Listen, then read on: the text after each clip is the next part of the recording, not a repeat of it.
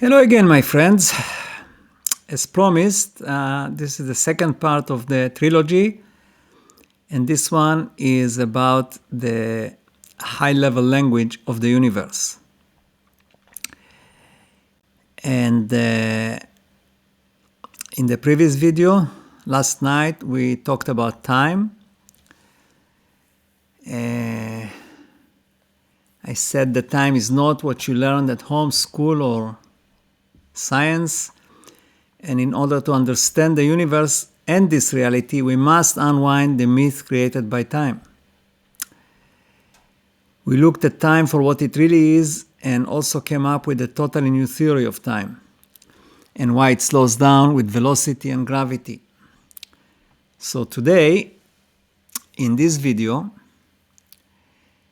we will explore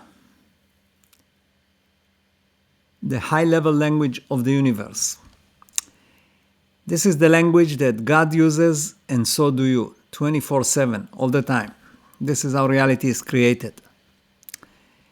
I will use the computer high-level language and machine languages as a metaphor, because most people know what it is, and I will explain if anything is unclear here. Once you realize how you create reality using this language, it will open up your mind to new ways of looking and creating reality.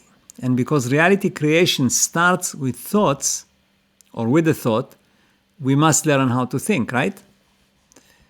You know, there is a saying, you are where your thoughts are. So make sure your thoughts are where you want to be.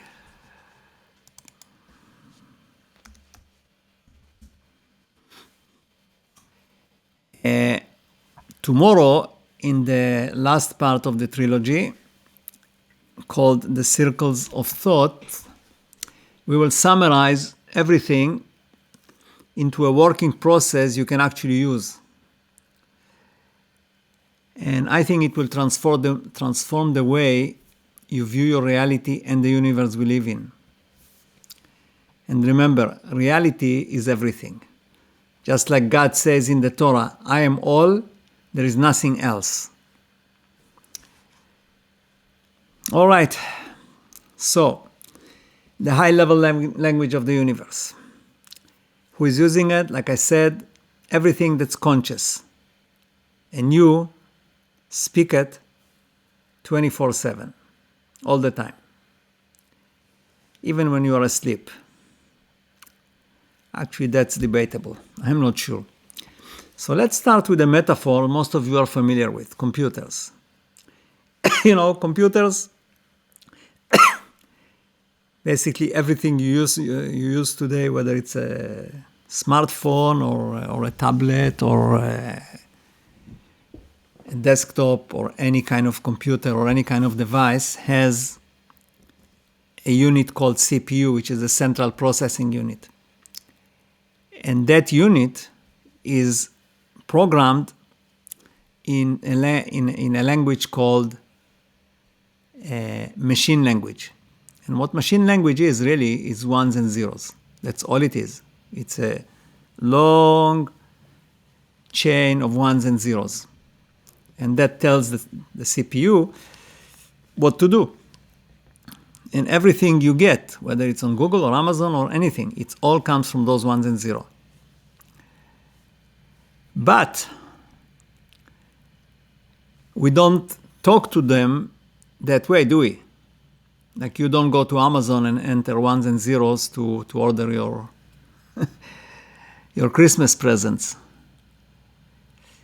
So what happens is that anything you type into a website or into a computer is always converted from what you input into this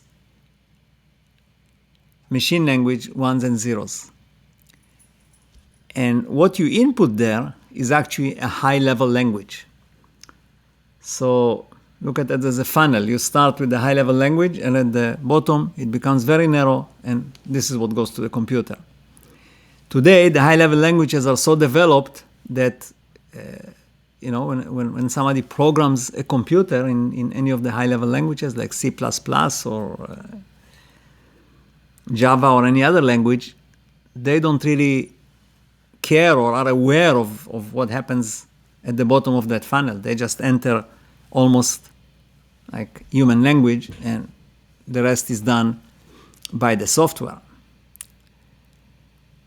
I remember in the first video, I mentioned the 12 fundamental particles, and I will show them to you again here. This is 12 pieces, and the whole universe, everything in it, including you, me, the ducks in the in the lake, and the moon, and your consciousness, by science at least, everything is made of these 12 particles, the 12 fundamental particles, okay? So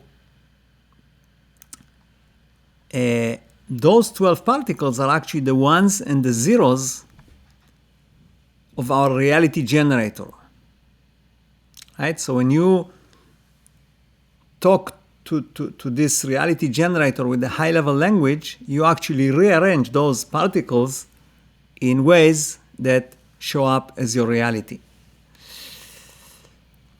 And as I said in a previous video, reality is running under two programs, the operating system and you.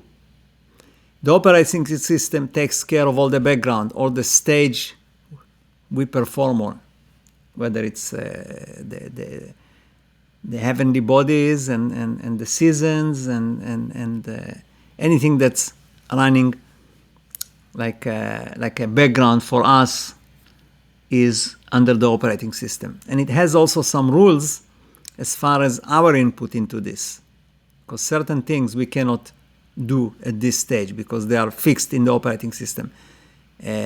One of them will be, for example, longevity. Longevity cannot be changed by our program because it's fixed.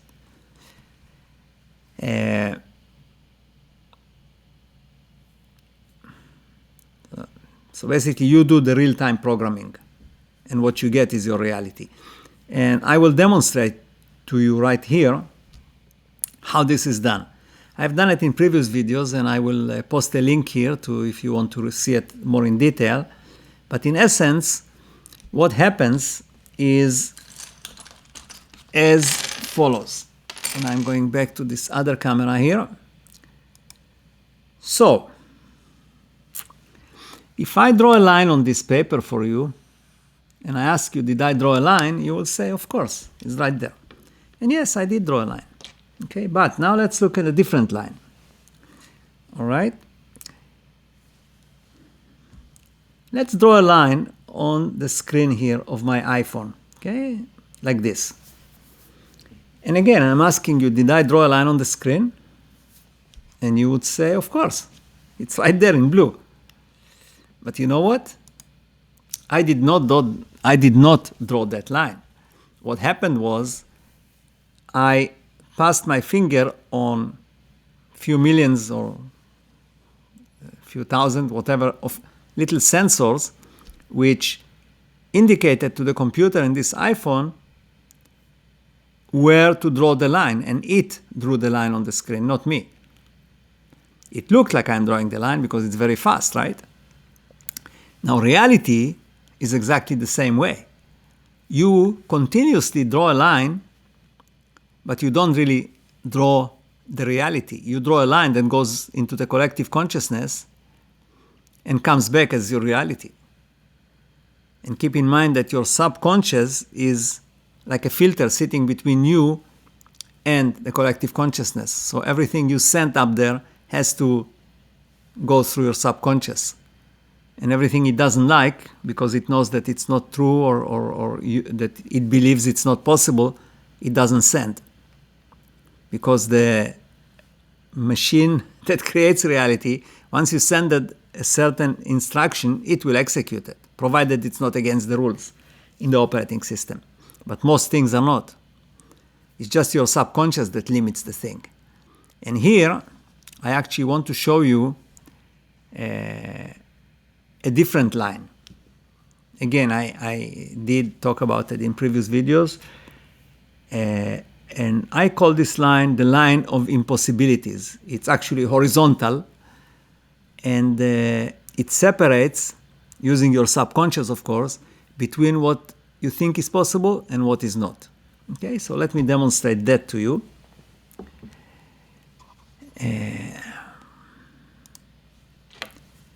So this line, like I said, is horizontal, and everything that's above it is impossible as far as your subconscious is concerned. It's metaphysics.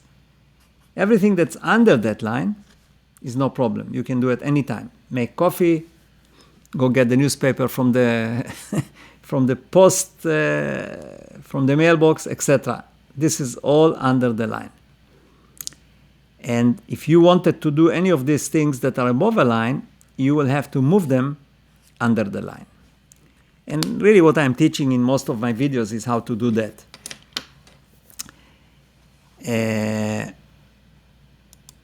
Now keep in mind that that line is only in your mind. It does not exist. Okay? But unfortunately, it's very, very powerful. And if you remember the scene from The Matrix, where Neo was trying to jump over two buildings and he fell down because he looked down and he did not believe that he can do it. So it was above the line for him. And it took a while of training and work to bring it under the line. And then he could do those jumps, no problem, right? So in these videos, hopefully, I will be able to teach you how to jump and not fall because you don't believe. All right, so as I said, in the next video, which will be the last in this trilogy, we will combine the knowledge from these two videos and implement it into our thinking, because thinking is actually the primary tool to creating a reality. Okay? So now I'm going to bless you using the high-level language of the universe, and we'll see you tomorrow in the last part of this series.